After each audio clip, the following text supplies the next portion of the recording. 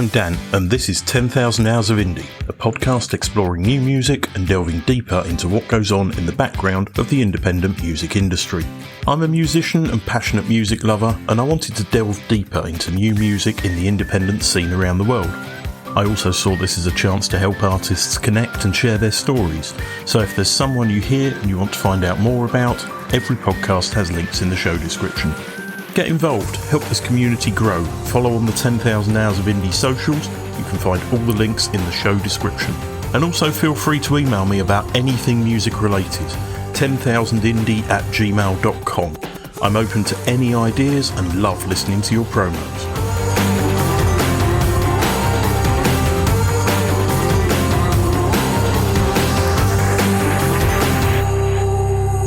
Zanders are a four-piece chamber pop band from Brooklyn, New York. Formed in 2014, they have just released their third album, Sweetie.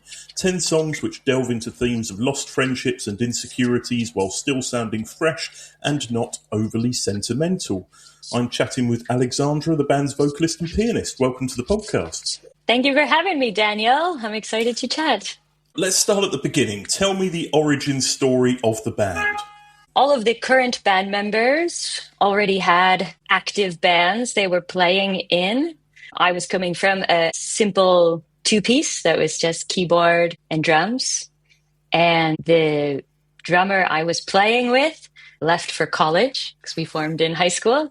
And it was hard to get together to play. And I was friends with Kevin and Jason, who joined as the new bassist and drummer, which started off as just a temporary thing, just to fill in while my drummer was away.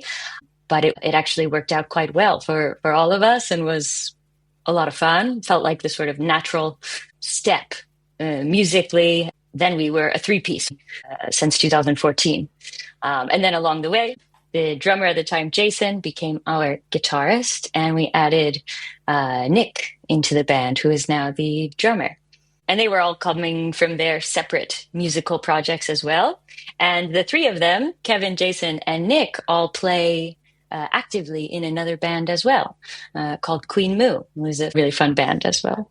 And what kind of music do they play in that band? It's like a good old-fashioned rock and roll band, but with so many influences. And I think they could slip into many different idioms of different eras of rock and jazz, and then kind of mix it all up.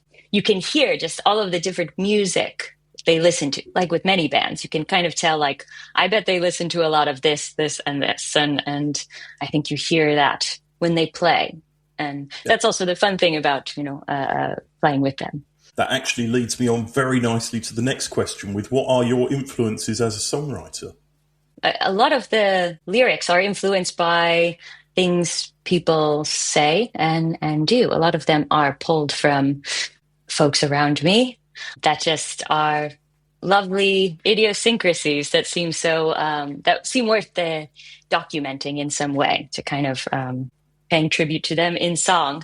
As for the music itself, it's influenced by a lot of the music I listen to, the enduring musical influences, which is probably a mix of like musical theater, kind of the golden age of musicals, as well as, some Regina Spektor, Joanna Newsom, Margaret Glaspie, some fun sounds there, and storytelling and songwriting. Okay, I have to ask you what your favourite musical is now then.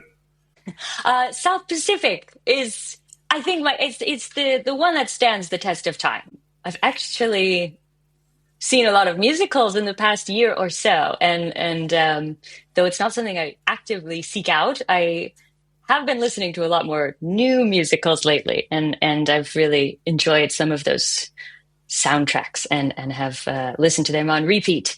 But one that I think if I had to recommend only one musical for one's life, I think South Pacific covers a lot of the bases there for like what a musical should do. So how about the influences for the band? Was this discussed in advance or did the sound just come? The sound just came. It was active and I had started writing some songs and was going to a lot of shows. In my hometown, there were a couple of different venues for local bands. So even in growing up in like middle school, going to these shows and thinking like, this is so cool. I want to be a part of this. I want to be on the other side of the stage from the audience to playing. But playing alone seemed kind of scary. Separate from classical piano, in which you're often the soloist and playing alone. Something about the band setup that is fun to share on stage, I guess, with others. So songs were already being written. There was no target genre in mind. It was really just who was around and what instruments did they play. And you're credited as the songwriter of the band in the press release.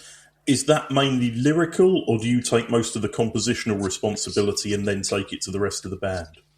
I'll write the songs, and that starts on piano, and then we'll sometimes make a recording that will have multiple layers of different instruments, as like this is kind of the sketch of it, but it's the tune. And then I bring it to Kevin, Jason, and Nick, and they make it even better. Like I don't have, usually I'll have some maybe suggestions of this is what my left hand's doing here, so maybe this could be cool. But I let them take it to where they will, because it's usually quite interesting. And I don't know the language of those instruments as well as piano. So it's like I trust them completely to like, find the sound. Has a song ever gone in a direction which has surprised you when you've taken it to the band? Definitely. There's certainly an evolution that happens along the way, which can happen in a couple of ways. One, it's like before we take it to the first show to play it, maybe something in the structure has changed. With one song that's on our latest album, Not Impressed, it starts with this sort of opening verse that was originally in the middle of the song, and it is still in the middle. But the idea came up. Someone suggested putting a fragment of it at the beginning, which it's not the most super surprising in terms of it's unrecognizable, but a fun structural change that I wasn't hearing at first. But then also along the way in performance, when we play live, there's room for improvisation and some things that that happen that we could not have anticipated or was kind of emerged and then stays or becomes like a running joke or is hard to unplay the next time. You know? Do you tend to play the songs before you record them to an audience? Yes. Usually we are incorporating new songs into our current live set as they're being written. Let's talk about the release. Your last post on Facebook, which I checked today, claims the band's fourth single from Sweetie is delivering insecurity with startling confidence. That tune is... couldn't help, and there's a theme, I think, there it is, there's the if you think, but no, there's a theme of across the album of this sort of hesitation and anxiety or nervousness to it, nervousness at every step of every phase of getting out of a relationship, exploring other relationships, entering a new relationship, all kind of relationship based, but the sort of internal monologue of like questioning so many things and wondering if they're right or wrong. So I think there's this real concern. But with the band behind you, it's confidently delivered to I've got the support of all these instruments and 88 keys here. So that's the balance of where you find the confidence to share these insecure kind of confessions. So tell me more about the themes on the album. Obviously, we've just touched on one of them, but what was your sort of starting point for the album? Was there something in particular that triggered you to start writing songs of this theme and things? Most of the Zanders music can be linked to specific events and people in my life, and it's somewhat autobiographical in that way. And so the songs are sort of the reaction to falling out of a relationship, and then some a lot of time I think spent in that phase and kind of the ending of something and how that feels and sort of the tragedy of it, but also like the curiosity and just the unknown and looking at that with some like, is it safer to stay or go? And then going and then finding something new and still finding this like, oh my goodness. Towards the end of the album, the last couple of tunes are that the tunes that are connected to a new love and a new relationship. Would you say that most things you write are autobiographical, or are there some songs where you sort of step outside yourself and look at it from an outsider's perspective as well? It's mostly autobiographical. I will say some things are more dramatic in song than perhaps they were in reality. But I like those details. It feels like I'm taking my journal and I get to sing it into a microphone and then like put chords to it and then hear people sing along with it or something. It feels like something that seems so unique that actually is really not. And some people can relate to certain experiences, even if they weren't with a guy named John, you know? Or even if they, you get the idea, perhaps. I did see the clip where you were trying to find somebody in the audience called John that was posted on Instagram, but we'll come to the socials later. So Sweetie is your third album. How would you say you've developed as a band in the way you do things since your first EP being Better back in 2014?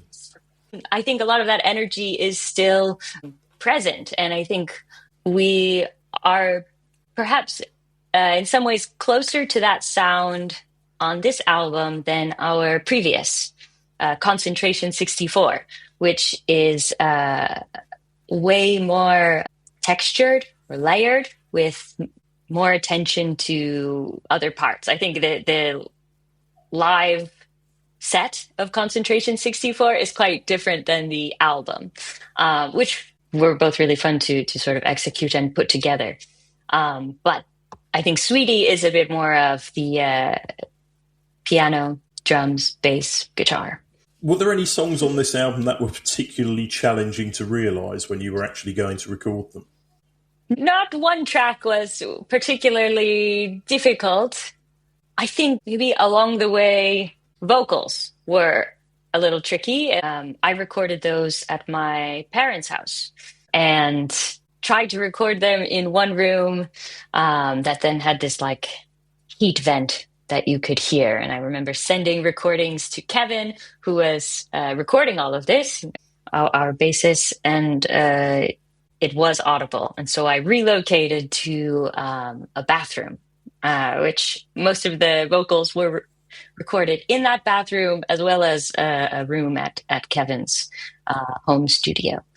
But that got pretty creative and kind of fun, trying to like sing one track quite loud in the shower to get some more reverb and then trying some things very close to the mic to kind of whisper and have that as an option. So I went pretty nuts with vocal takes and not all of them were used. And I think for good reason. It was a fun time though. You mentioned the band's bass player Kevin O'Donnell there, who mixed, mastered and produced the album.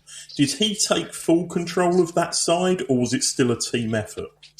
Still a team effort, although he's leading the way. Some parts were recorded at Jason, John Rule on the album there, at his house, who is our guitarist and was our drummer on the first couple of releases. So a very DIY effort here in terms of using everyone's homes and equipment and mics and cables, and then even editing and working on this in those two places as well. And we'd all kind of meet and gather around the computer and listen back and try different things. So how long did the recording process for the album actually take in the end? The drums, very quick. That was like a weekend. Drummers are like that, to be fair.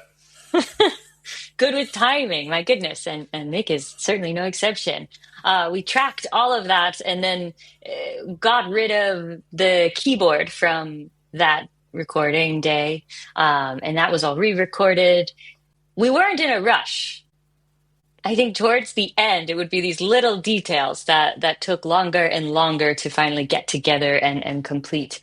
But the album has been ready for a bit. We were originally planning to release it like last May, and then did not do that for no really good reason. There wasn't any event or anything, but we're like, all right, time has passed. We'll circle back to this.